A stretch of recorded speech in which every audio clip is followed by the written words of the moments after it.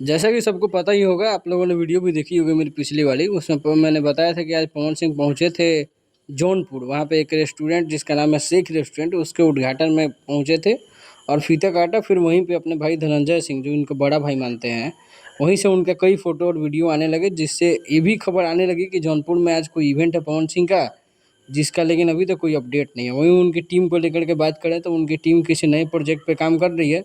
अभी उनकी टीम को लेकर के बहुत ज़्यादा न्यूज़ वायरल हो रहा है चारों तरफ, को उनकी टीम ने धोखा दे दिया।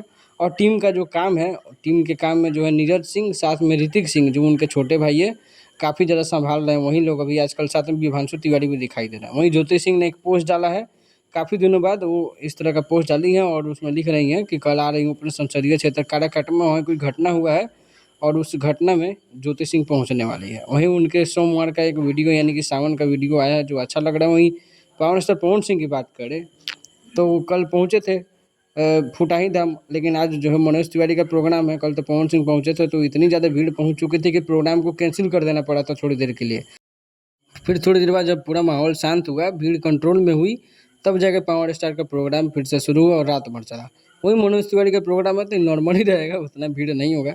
वीडियो अच्छी लगे सब्सक्राइब जरूर करना।